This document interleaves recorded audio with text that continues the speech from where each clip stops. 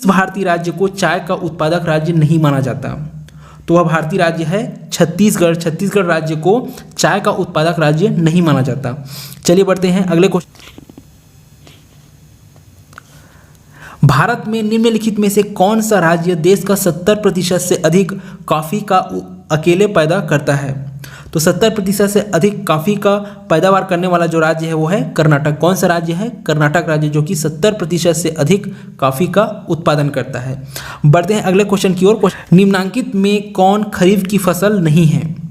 तो खरीफ की फसल नहीं है गेहूं। गेहूं जो है रबी की फसल है। चलिए बढ़ते हैं अगले क्वेश्चन। भारत में हरित क्रांति किस मामले में सर्वाधिक सफल रही है? तो गेहूं व चावल के उत्पादन में जो हरित क्रांति है वो भारत में सर्वाधिक सफल रही है। चलिए बढ़ते हैं अगले क्वेश्चन पर। क्वेश्चन नंबर 5 है दोस्तों। हरित क्रांति के फलस्वरूप देश में कुल खाद्यान्न में निम्नलिखित में से किसका अंश कम हो गया है? तो वो है दलहन व मोटा अनाज। इसके खाद्यान्न उत्पादन में कमी आई हुई है। तो चलिए बढ़ते हैं अगले क्वेश्चन की ओर। क्वेश्चन नंबर 6 है। किस राज्य को भारत का धान्य भंडार के रूप में जाना जाता है? तो वो राज्य है पंजाब। पंजाब राज्य को भारत में धान्य भंडार के रूप में जाना जाता है।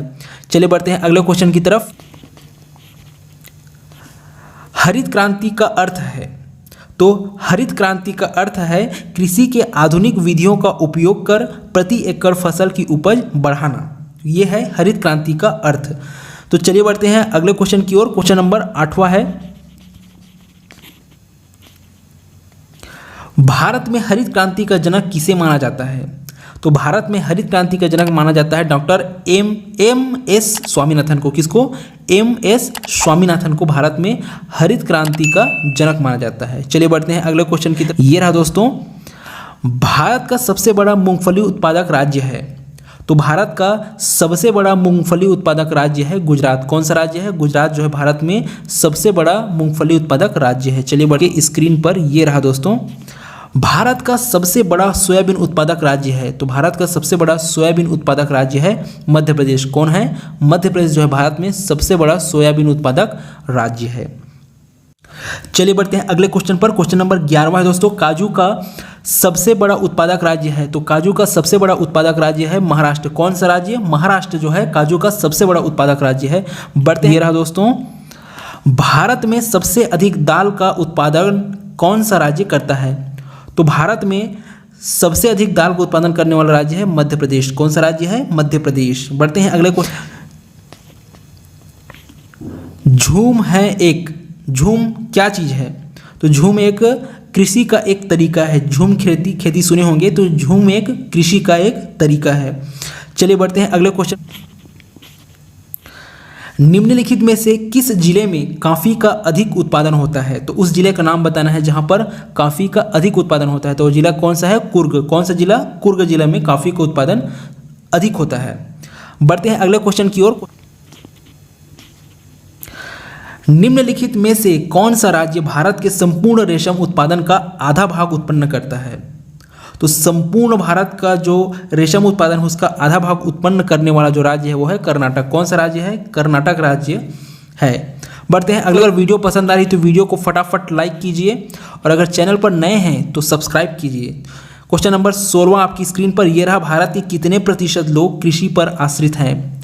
तो भारत के 52% लोग जो है कृषि पर आश्रित हैं। कितने प्रतिशत? 52% लोग। चलिए बढ़ते हैं अगले क्वेश्चन। इंपॉर्टेंट क्वेश्चन दोस्तों, क्वेश्चन नंबर 17वां। जूट सबसे अधिक कहाँ होती है? तो जूट जो है सबसे अधिक होती है बंगाल का डेल्टाई क्षेत्र में। कहाँ पर? बंगाल के जो डेल्टाई क्षेत्र है वहाँ पर जूट की उत्पादन सबसे अधिक होती है।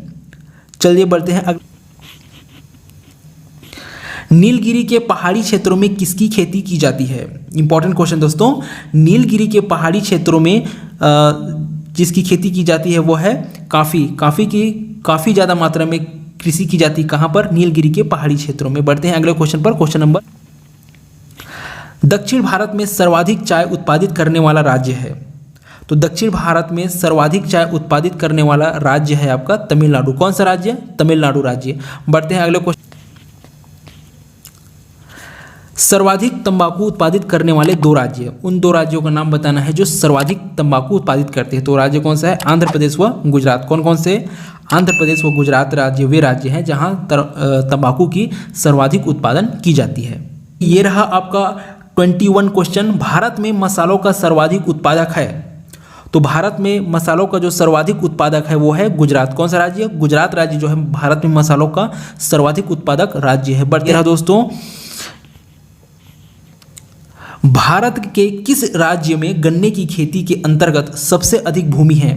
तो गन्ने की खेती के लिए जो सबसे अधिक भूमि है वह राज्य है आपका उत्तर प्रदेश। कौन सा राज्य? उत्तर प्रदेश। बढ़ते हैं दोस्तों, भारतीय दलहन शोध संस्थान स्थित है, तो भारतीय दलहन शोध संस्थान स्थित है आपके कानपुर में। किस शहर में? कानपुर शहर में भारतीय दलहन शोध संस्थान स्थित है। भारत में जूट का सर्वाधिक क्षेत्रफल है, तो भारत में जूट का जो सर्वाधिक क्षेत्रफल है वो है आपके पश्चिम बंगाल में। कहाँ पर? पश्चिम बंगाल में भारत में जूट का सर्वाधिक क्षेत्रफल विद्यमान है। चलिए बढ़ते हैं अगले क्वेश्चन पर। क्वेश्चन तो मक्के की खेती की जा सकती है, मक्के की जो खेती है वो की जा सकती है आपके खरीफ के मौसम में। किस मौसम में? खरीफ के मौसम में। बढ़ते हैं अगले। केसर की सबसे अधिक मात्रा उत्पन्न होती है, तो केसर के सबसे अधिक मात्रा जो उत्पन्न होती है कश्मीर में। कहाँ पर? कश्मीर में। केसर की सर्वाधिक जो उत्पादन होती है वो कश्मीर में होती है। बढ़ते हैं अगले क्वेश्चन की ओर। निम्नलिखित में से किस प्रांत में सोयाबीन खेती के अंतर्गत क्षेत्र सर्वाधिक है? तो उस प्रांत का नाम, उस राज्य का नाम बताना है जहां पर सोयाबीन की खेती के अंतर्गत सर्वाधिक क्षेत्र विद्यमान है, तो वो है मध्य प्रदेश। कौन सा है? मध्य प्रदेश। 28वां आपकी स्क्रीन पर ये रहा दोस्तों। पिछले दशकों में भारत में कृषि उत्पादन में उल्लेखनीय वृद्धि के लिए निम्नलिखित में से कौन सा सर्वाधिक उपयुक्त कारण है? भारत में अभी पिछले दशकों में कृषि में सर्वाधिक या उल्लेखनीय वृद्धि हुई है, उसका मुख्य कारण क्या है वो आपको बताना है। तो ये है उन्नत कृषि विधियों और प्रौद्योगिकियों का प्रयोग। अच्छे जो कृषि की विधि है और प्रौद्योगिकी है उनका उपयोग करके जो कृषि में अधिक वृद्धि हुई है पिछले कुछ दशकों में भारत में। तो क्वेश्चन नंबर 28 का जो आंसर है वो ऑप्शन नंबर सी होगा। चलिए बढ़ते हैं। केंद्रीय उपोष्ण बागवानी संस्थान स्थित है, तो केंद्रीय उपोष्ण बागवानी संस्थान स्थित है बेंगलुरु में। कहाँ पर? बेंगलुरु में स्थित है केंद्रीय उपोष्ण बागवानी संस्थान। बढ़ते हैं अगले क्वेश्चन।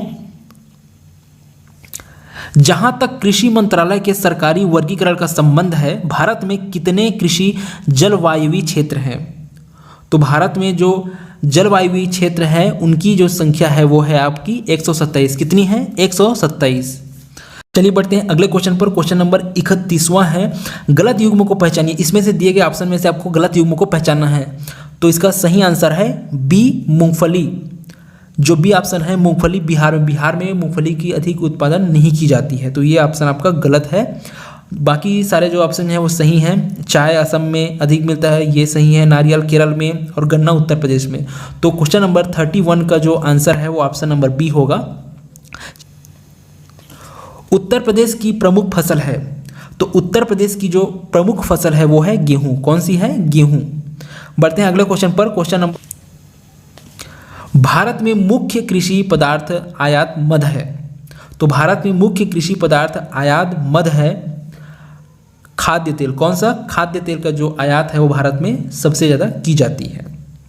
चलिए बढ़ते हैं अगले क्वेश्चन की तरफ। क्वेश्चन नंबर 34 आपकी। केरल राज्य विश्व भर में किसके संवर्धन के लिए जाना जाता है? तो केरल राज्य जो है सबसे अधिक जो संवर्धन के लिए विश्व विख्यात है वो है आपका गरम मसाला। किसके लिए? गरम मसाला के लिए। इंपॉर्टेंट क्वेश्चन है दोस्तों। चलिए बढ़ते हैं अगले क्वेश्चन पर। गन्ना उत्पादन में राज्यों का सही अवरोही क्रम है।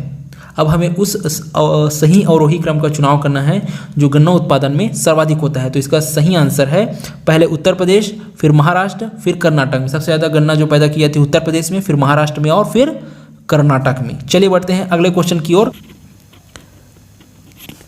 पीत क्रांति किसके उत्पादन से संबंध है? तो पीत क्रांति का जो संबंध है वो है आपके तिलहन उत्पादन से। किसके उत्पादन से? तिलहन उत्पादन से संबंधित है पीत क्रांति। चलिए बढ़ते हैं क्वेश्चन नंबर से।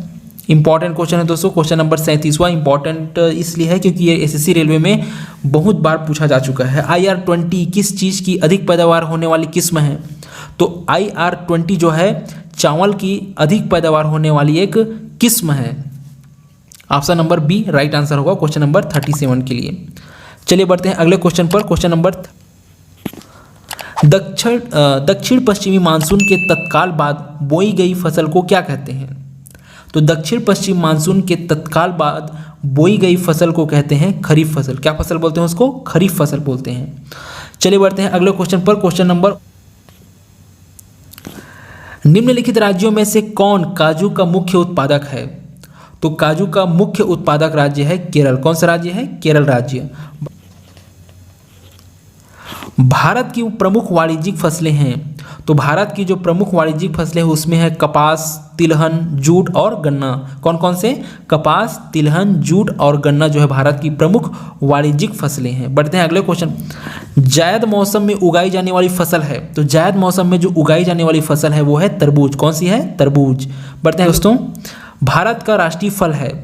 तो भारत का राष्ट्रीय फल आप में से बहुतों को इसका आंसर पता ही होगा, आम है। भारत का राष्ट्रीय फल कौन सा है? आम है। चलिए बढ़ते हैं। भारत में निम्नलिखित में से कौन सी बागानी फसल सबसे पहले शुरू की गई? तो भारत में जो सबसे पहले बागानी फसल शुरू की गई वो है नील। किसकी? नील की जो खेती है वो बागानी फसल के रूप में भारत में सर्वप्रथम शुरू की गई थी। चलिए बढ़ते हैं अगले क्वेश्चन। भारत के निम्न राज्यों में से किसमें तंबाकू की कृषि के अंतर्गत वृहत्तम क्षेत्र है? तो उस राज्य का चुनाव करना है जहां पर तंबाकू की कृषि के लिए वृहत्तम क्षेत्र विद्यमान है। तो वो कौन सा राज्य है? आंध्र प्रदेश। कौन सा राज्य? आंध्र प्रदेश। बढ़ते हैं अगले क्वेश्चन है ये क्वेश्चन। उत्तर प्रदेश में आंवले का सर्वाधिक उत्पादन होता है।